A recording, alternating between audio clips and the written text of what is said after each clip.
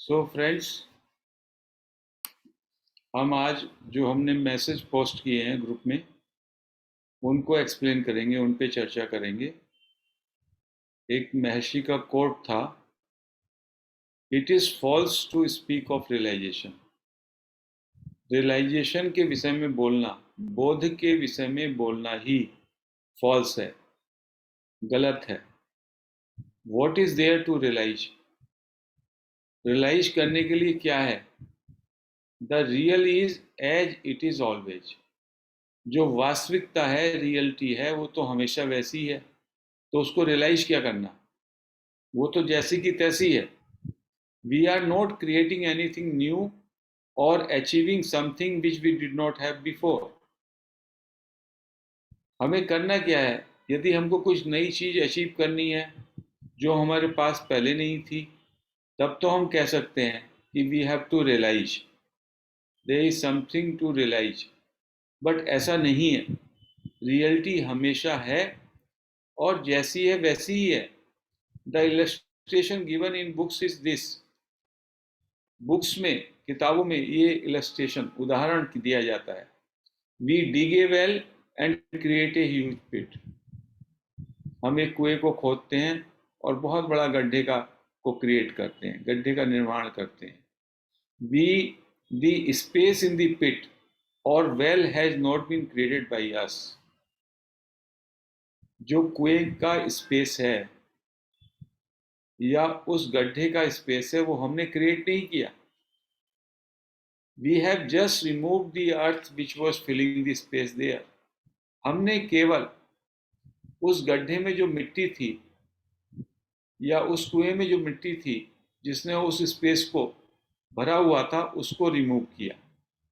The space was there then and is also there now. Space, जगह उस समय भी थी और अभी भी है, वैसी की वैसी। Similarly we have simply to allow to throw out all the age-long sanskaras, innate tendencies which are inside us. इसी तरह हमारे अंदर जो भी संस्कार हैं, जो भी हिडन टेंडेंसीज हैं, जो भी वासनाएं हैं, उनको हमको बस बाहर थ्रो करना है। which are inside us. When all of them have been given up, the self will shine alone. जैसे ही उनको आपने बाहर किया, उनको छोड़ा, तो सेल्फ शाइन करेगा। गड्ढा और वेल, जब तक उसमें अर्थ भरा हुआ होता है, मिट्टी भरी होती है, क्या हम सोच पाते हैं यहाँ पे वेल है, यहाँ पे एक गड्ढा है? महर्षि कह रहे हैं कि गड्ढा और पिट वो तो पहले से थे, वो ऑलवेज थे वहां पे, लेकिन मिट्टी के कारण उस पर आवरण पड़ा हुआ था। ऐसे ही हमारा मन वासनाओं का एक संकलन है, वासनाओं का एक संग्रह है। और जैसे ही इन वासनाओं को हम बाहर कर देते हैं, जैसे वहां से मिट्टी को गड्ढे से हटा देते हैं, तो पिट या कुआं बन जाता है, या कुआं दिखाई देता है। Well is revealed, pit is revealed, because the earth is removed. Same way our age old sanskaras, our vasanas, our tendencies, they are removed and self shines. परमात्मा शाइन करता है, हमारा स्वरूप शाइन करता है, आत्मन शाइन करता है, जो कि अद्वैत है, नॉन ड्वेल है, केवल एक है। वही सब जगह शाइन करता है। There was another quote, you are that here and now. आप वह वास्तविकता, वह रियलिटी, अभी यहाँ पर अभी हैं। दैट इज द मास्टर की फॉर सॉल्विंग ऑल डाउट्स। सारे डाउट्स को, आपके सारे संशयों को दूर करने के लिए ये एक परम कुंजी है, मुख्य कुंजी है, मास्टर कुंजी है। The doubts arise in the mind. जो डाउट्स हैं, जो संशय हैं, वो आपके मन में अराइज होते हैं, मन में उनकी उत्पत्ति होती है। और मन मन कहाँ पे अराइज होता है? मन अराइज होता है ईगो में. The mind is born of the ego. Sense of separation से माइंड बोर्न होता है, माइंड की उत्पत्ति होती है. The ego rises from the self. और ego, that is the individuality, वो सेल्फ से बोर्न होती है. स्वरूप से, स्रोत से उसका उत्पत्ति होती है. Search the source of the ego. अहंकार के सोर्स को कोशिश कीजिए ढूंढने की. And self is revealed. Self revealed हो जाएगा. That alone remains. तो कितना हल्का बात कहा कि जो हमारा डाउट्स है वो हमारे मन में उठते हैं. मन जो है ईगो के कारण बॉर्न होता है कि you consider your self N individuality. और ईगो के जब आप सोर्स को ढूंढते हैं तो ईगो के सोर्स सेल्फ है. Only self remains, only self is revealed. तो through self inquiry practice we try to seek the source of I, source of ego.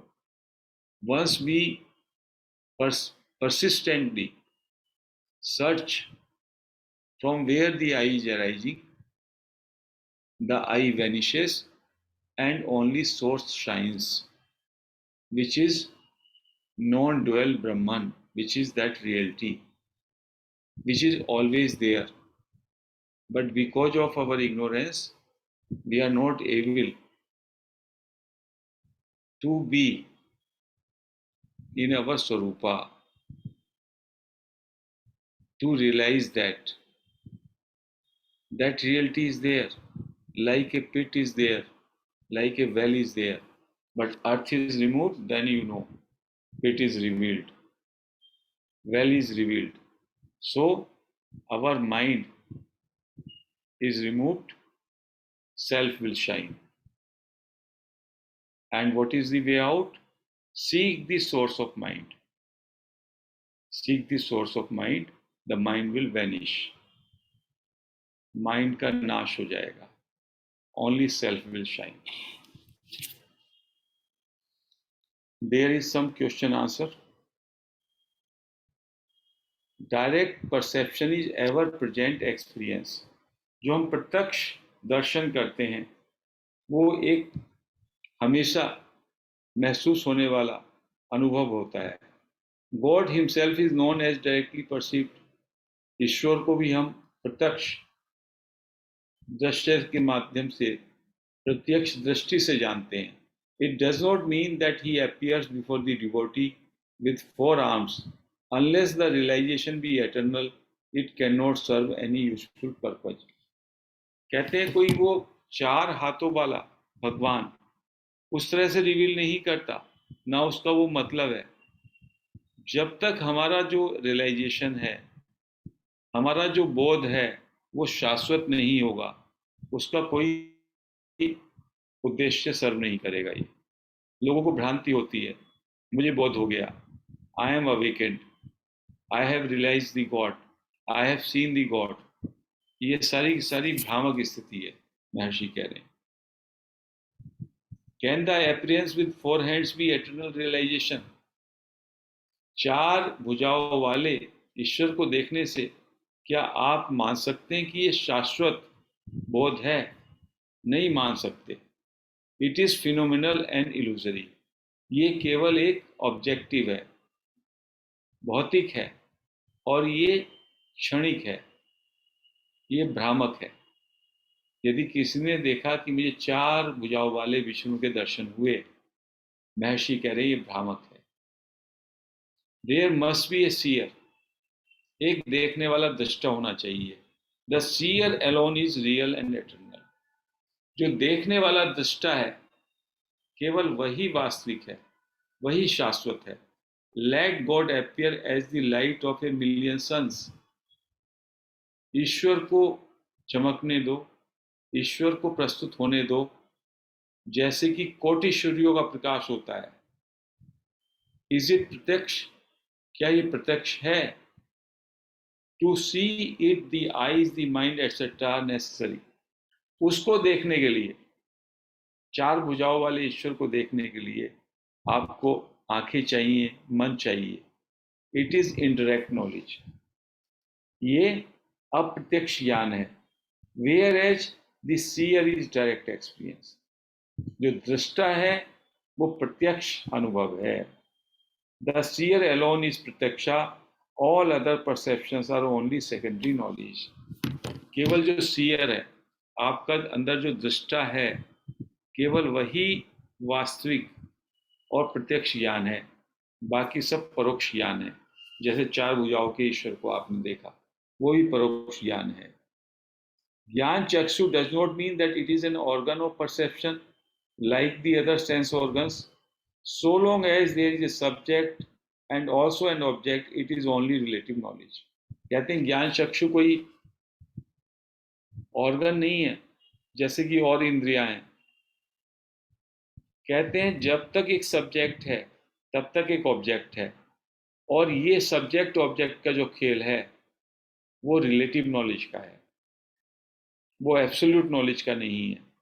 ज्ञान lies beyond relative knowledge, it is absolute. ज्ञान उसके beyond है subject object. The self is the source of subject and object. जो ये self है, चेतना है, ये subject और ऑब्जेक्ट दोनों का सोर्स है. Now ignorance prevailing, the subject is taken to be source. अभी हम क्या करते हैं, मैं सब्जेक्ट को सोर्स मान लेता हूं. The subject is the knower and forms one of the triads whose components cannot exist independent of one another. Subject क्या है इसमें? knower है, ज्ञाता है. There is a knowledge, there is a process of knowing. तीनों की तीनों चीजें वो एक दूसरे पर निर्भर करती हैं, डिपेंड करती हैं. So the subject or the knower cannot be ultimate reality. Subject भी ultimate reality नहीं है. Reality lies beyond subject and object. When realized, there will be no room for doubt. कहते हैं जो रियलिटी है वो इस सब्जेक्ट और ऑब्जेक्ट के पीछे है, और जब आप उसे रियलाइज करेंगे आपके मन में कोई कंफ्यूजन नहीं रहेगा. उसको कैसे लिखा है? The heart knot is snapped, doubts are set at rest. जो हृदय की ग्रंथि है, जिसको कहा चित्त जड़ ग्रंथि, मन और शरीर का, देह और चैतन्य का जो जुड़ाव है मन के माध्यम से, यदि मन की ग्रंथि को खत्म कर दिया जाए तो सारे आशंकाएं, सारे डाउट निर्मूल हो जाएंगे.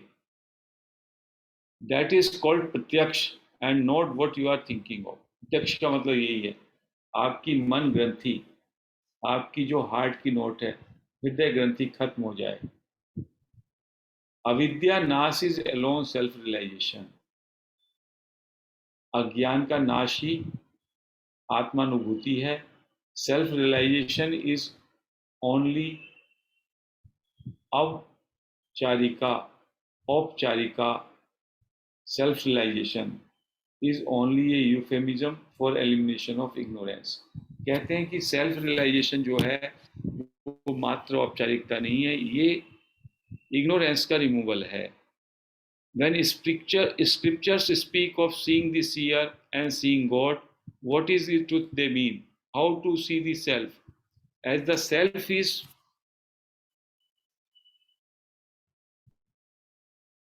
one without a second, it is impossible to see it. How to see God? To see Him is to be consumed by Him. कहते हैं जो भी ये बात कहते हैं गॉड को देखो, सेल्फ को देखो, वो बातें सही नहीं है. To see the God is to be the God. To know the self is to be the self. There is no duality. इस बात को अच्छी तरह जानना है. तो इस आज के मैसेज से और कल के मैसेज से, there is subject and object. We leave the object and we come to the subject and we consider this subject is the reality.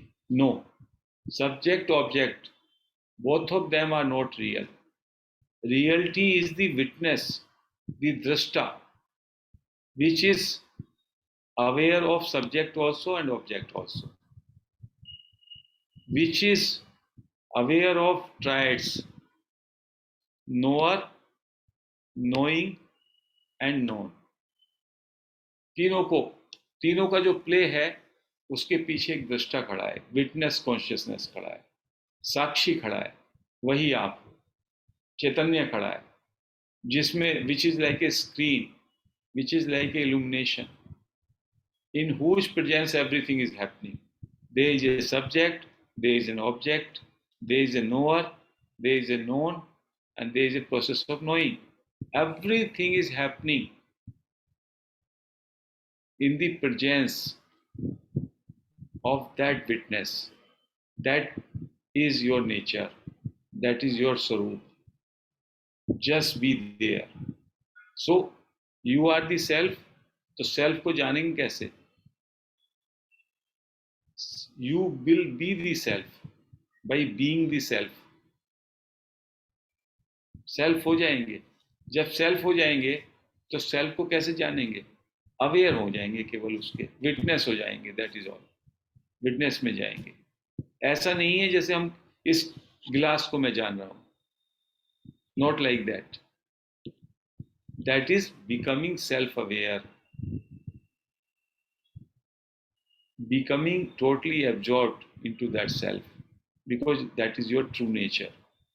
तो कल की बात से और आज की बात से धीमे धीमे हम ऑब्जेक्ट से सब्जेक्ट पे आते हैं, और फिर सब्जेक्ट पे फोकस करके, आई पे फोकस करके, जो कि ये अहंकार है, इसको भी गिरा देते हैं। और फिर जो हमारा सोर्स है, that is in nature of consciousness और विटनेस, उसमें हम स्टे करते हैं, उस पर हम स्थिर होते हैं। That is Brahman, that is the reality. Only reality shines. You become, you understand that non-dual reality which shines in everybody's heart। अहम स्पूर्ण। सो धीमे धीमे एंटायर प्रक्रिया जो है अध्यात्म की, वो बहिर्मुखता से अंतर्मुखता की ओर है। Try to again and again come back to I, stay at I, and I should not be allowed to identify with the objects, so that I stays alone। Gradually I will merge into the source, and only the reality will shine। That is what Maharishi is teaching us। तो आज हम इस चर्चा को यहीं पे विराम देते हैं।